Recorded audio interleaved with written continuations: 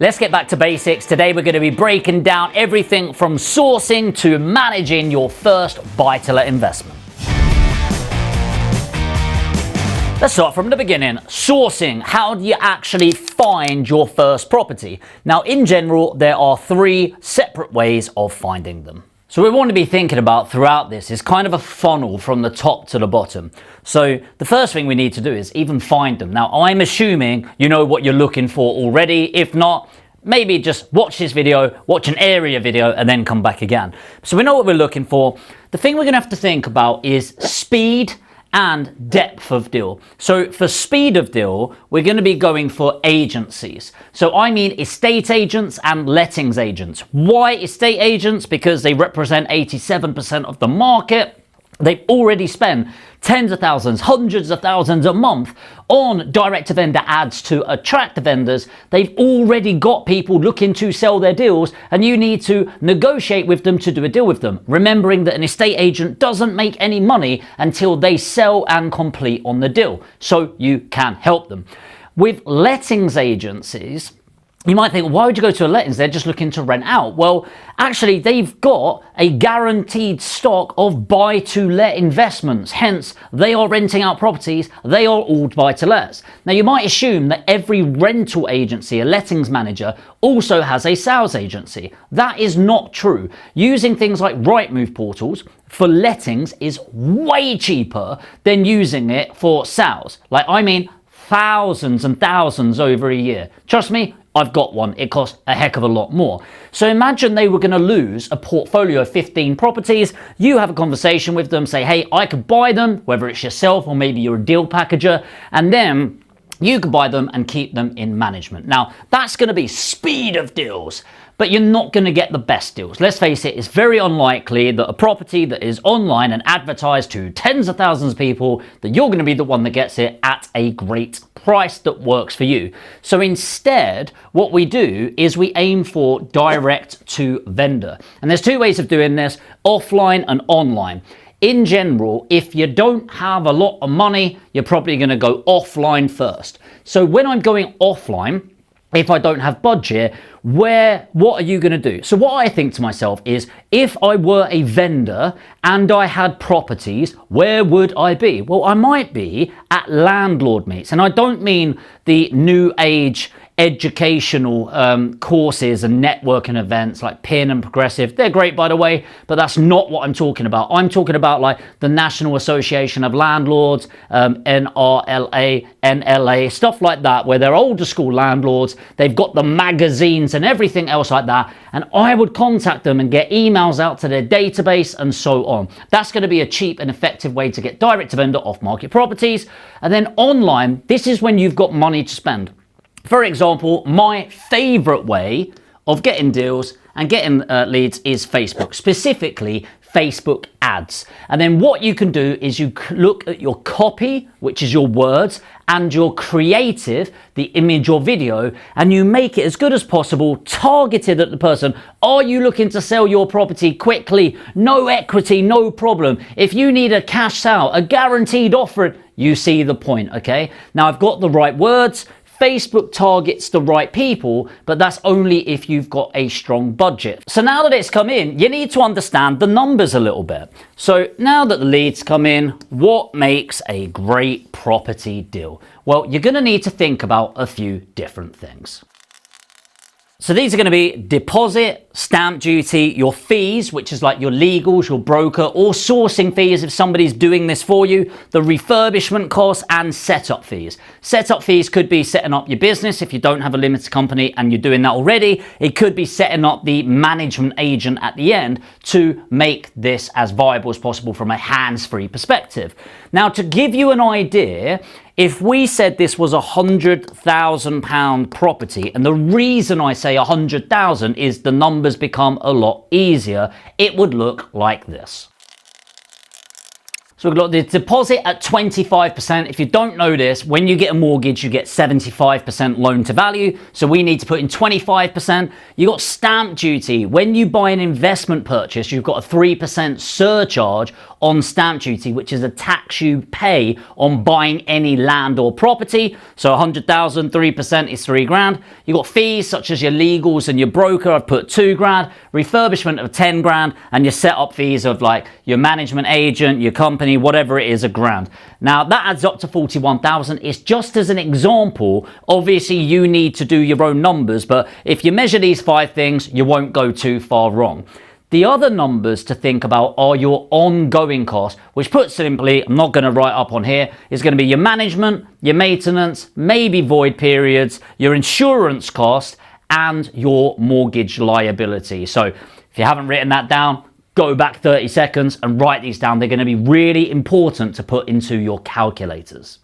Now, of course, this leads on to funding the deal in the first place. Now, there's 3 types of fundings when you're looking at buy-to-let properties. Number 1, you can buy it in cash. That is the safest way of investing in property. However, it doesn't exactly get most of the benefits, does it? Like, if I've got £1 million property and I've had to raise £1 million, it's like, who the fuck is starting out with that amount of money? So instead, we employ leverage. This is the debt part of it. They're going to put in 75% of it. So the bank takes 75% of the risk, 75% of the trust, and you get most of the benefit. And what I mean by that is the rental income. Obviously, you're going to pay off pay down the debt interest on there, but all of the capital appreciation, the growth of the property, which I'll get to in a moment, is going to be 100% in your benefit, none of the banks whatsoever. Option number 2 is the mortgage, which, as I said, is this model here. And another one is called bridging. Now, if you're at this level and watching a buy-to-let basics video, bridging probably isn't for you for the first one. But it says what it is on the tin. Imagine a bridge. Literally, I want to have this asset and I need something to bridge the gap between today, ownership, and refinancing out to a mortgage. So bridging is great for something like bridge to let, where you are bridging the product to then refinance onto a mortgage. Or if you're doing a flip, which we're not talking about, you might bridge it to sell the property and make a profit. The key thing is bridging isn't higher risk, but it is higher cost. So I guess the longer you have it on bridging, the higher the cost rate is coming in. But you must be specific with it and get the outcome that you need. So I would not recommend bridging for 80% of people unless you've got professionals managing the process for you. So I mentioned capital appreciation. This isn't the video to really deep dive into it, but there's a lot of ways to make money in property. The main ones are your cash flow from your rent. So say we had this property here, you might net cash flow 200, 250 quid a month. That's amazing. You've got rental increases, which are typically between 3 and 8% a year. I really hope you've got a notepad writing this all down. If you don't, grab one, pause it, come back, start again. And the big one's capital growth. Now that's the one I want to talk about. Capital growth is basically 2 things. Inflation, which is natural depreciation of the pound, so naturally the cost of everything goes up anyway, and then supply and demand. Basic economics, when demand is higher than supply, where do prices go? Up, all right? So when inflation and capital growth comes in, the price of the property is going up.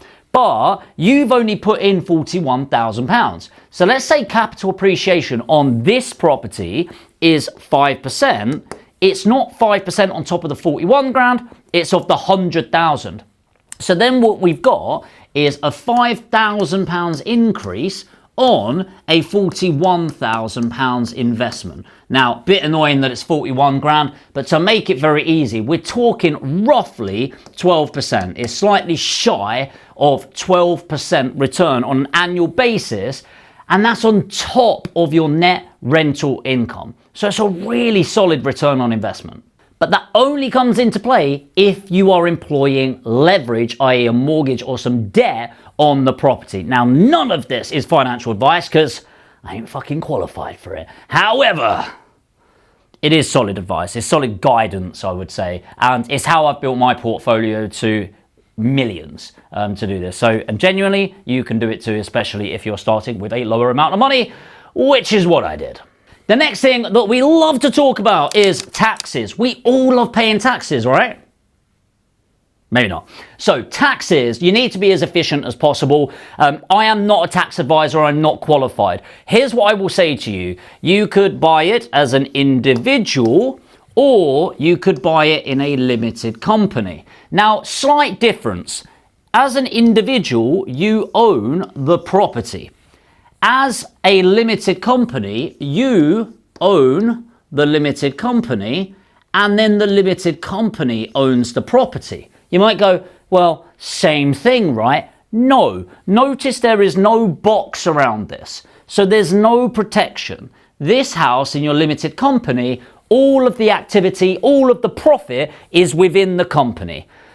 Long and short of it, you need to talk to a tax advisor or accountant just to look at your personal situation. But a short version, without knowing anything about you, is if you're a 20% taxpayer and only looking to buy a few properties, it might be better looking at this over the long term.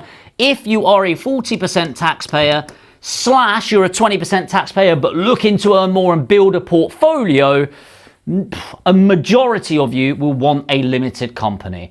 And that is something to do with Section 24. Section 24 is a tax change that I'm not going to deep dive into. Unless you want me to do a video on it, put Section 24 in the comments and I'll get one done for you so you understand it in full. But the gist of it is, as an individual, you are not allowed to wipe off interest of your debt as a legitimate business expense.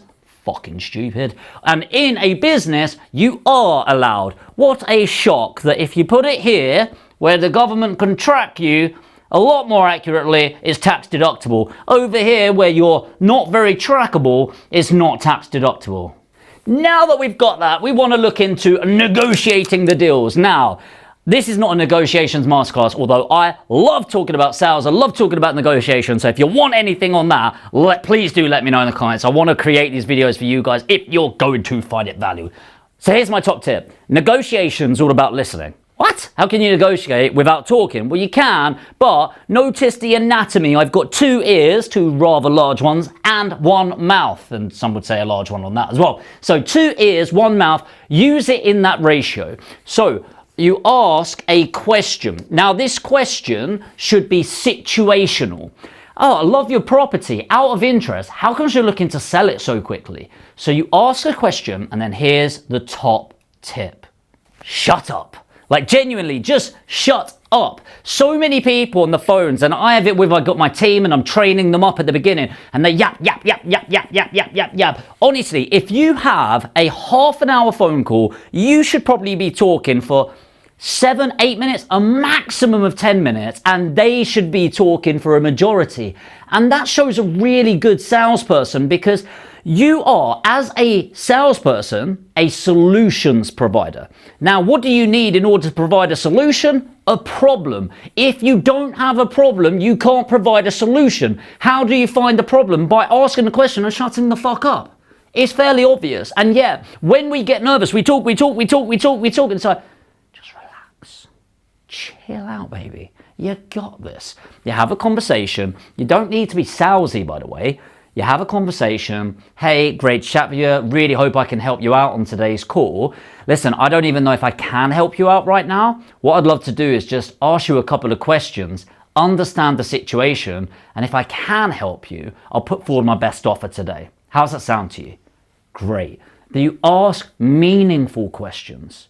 You understand what they're going through, especially vendors, people selling their properties. A lot of them are selling direct to vendor because they've got issues going on. Okay, there's almost always a problem with the property, a problem with the situation, or a problem with the area. Some of it, all three, and you're looking to apply the right solution to close the deal, help them out, and make some money. By now, you're probably realizing this is actually quite a long process, and it is. Now, if you're somebody that's looking to learn and digest, great, subscribe to the channel. I really do try and pump out as many high-value videos as I can to help you along your investment journey. If you've been watching, and you've been watching my videos for a while, and you're thinking, damn, there's a lot more to this. I want the outcome of this. I want the financial freedom. I want the life that I deserve without the effort, but you do have the money to invest. That's actually what I do at my business in Aspire Property Group. What I do is I help people just like you that have been watching the channel, that want to build their portfolio, but they need to use somebody else's time and expertise. So if you've got 50 grand or more and you want to build your portfolio with none of your own time, put APG in the comments, have a chat with one of the team, and we'll see if we can help you in 2024. So we found it, we've got the numbers, we financed it, we know how to negotiate it and be tax savvy on this. What then happens? So now that we've agreed the deal, we put the money, we've got the deal, we then need to go through the legal process. So we'll go through legals first. The legal process is relatively simple in the grand scheme of things. Legal process of purchasing and selling property is not crazy high level law, but it does require a lot of research around it. So in general, you're going to get a contract pack from the vendor to their solicitor. Their solicitor is going to send it to your solicitor, and then your solicitor is going to do two things ideally. They're going to raise inquiries and they're going to start the searches on the property. So the inquiries are questions that your solicitor, if you're the buyer, is going to ask the vendor solicitor. And what's naturally going to happen is there's going to be back and forth. Okay, ask 10 questions, they get 8 replies. They ask 3 more questions, say, hey, I haven't had answers to that. The vendor's going to be trying to get the answers back and forth until the inquiries are satisfied. And what that means when it's satisfied is everything's there, they've answered it, they're A-okay. The searches are things like external to what the vendor might understand and just checks. So is there any mining going on in the area? Is there a flood risk in the area? Is there any radon in the soil in the area? And a series of things like that they go to, typically to the council, to get answers on. Now, once you've got everything back and you're okay and the finance is there, which often it won't be, and I'll check on that in a second. You then get the title to make sure it's clear, you get the contract pack, you get the request of funds, and then we're going to request exchange on that. So once you've got the title, the transfer, everything like that, you then send your money to the solicitor. They'll then request the funds from the bank, and then they'll send over the money, at which point you'll exchange. This doesn't mean you own the property, it means it's legally exchanged. So you are in the middle of working out the final bits to complete on the property, but theoretically nobody can pull out. You as the buyer, typically you exchange with 10%. So you'll send over 10% of the money, and if you pull out of the deal, you will then lose that 10%. If the vendor pulls out, you can sue them. Okay, so technically you can break an exchange. It's just very rare. All right. And by the way, rare, I've done over 1,000 deals now, and I've maybe seen it twice in 1,000 deals that ever happened with very unique circumstances. On the broker side, which is the final part of this until you own it, they instruct the valuations, they get you the best lender, the valuer goes out to make sure, yes, it is worth the money. And then once everything's signed off by the solicitor, they say, we're good, can we request funds? The bank or the lender will make a formal offer and release the funds to you so that you can exchange and complete on the property. And you might think that's it.